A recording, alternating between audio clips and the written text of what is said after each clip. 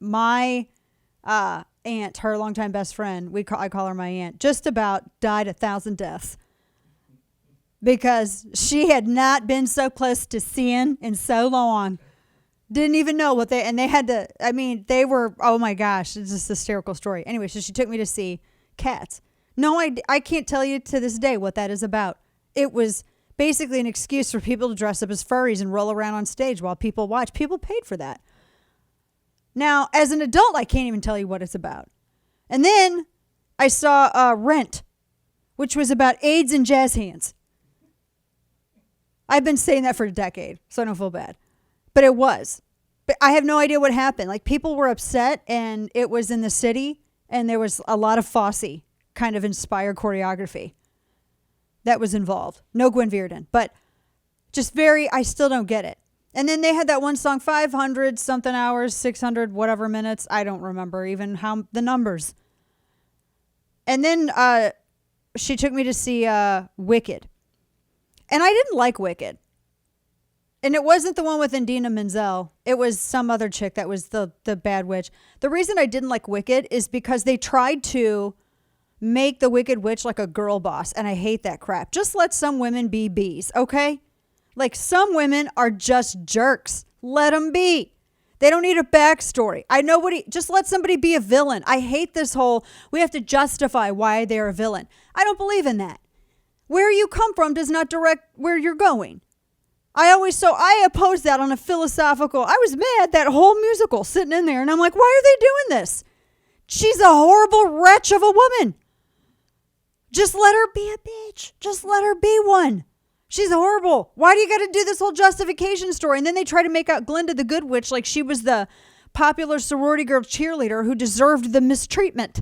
Clearly, I thought too much about this. There's a trend here. They did this with the Cruella movie, too. And I'm like, I'm not into that.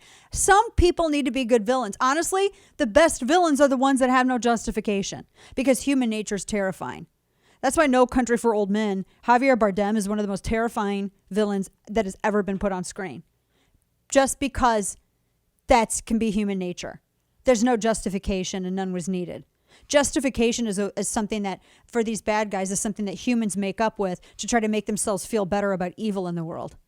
Anyway, I didn't mean to go that deep with Wicked, but, there it is. So I hate musicals, right? Also, I just do not have that suspension of disbelief where I believe that everyone can come together and all of a sudden they all know the same choreography. It's amazing. They're all singing the same songs and in harmony. I mean, now with West Side Story, I will make an exception here. Hold up.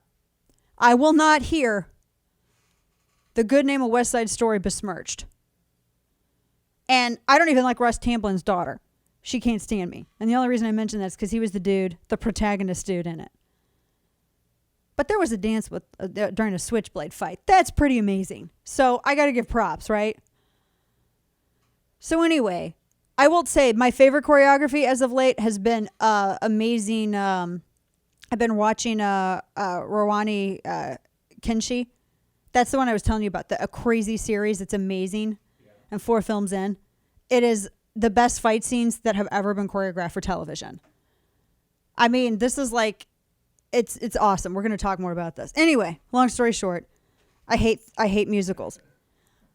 The lockdown was so bad, I would have gone to see a musical.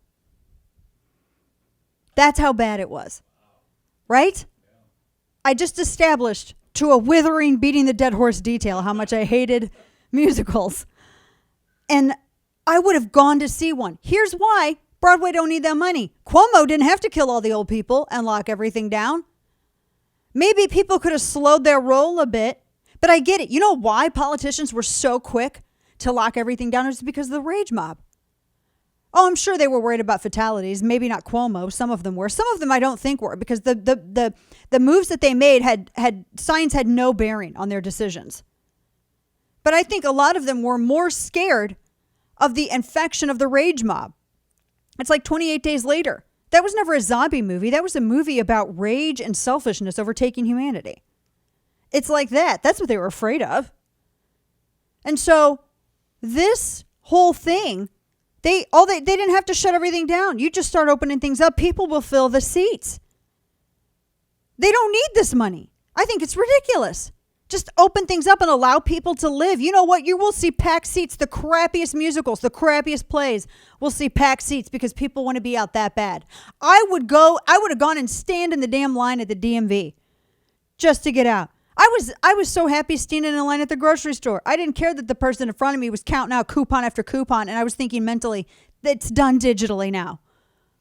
I didn't even care. I was like, you count those coupons, honey. You count them. I'll stand here all day. I'm going to look at the magazines. Get me some Mentos. You count them.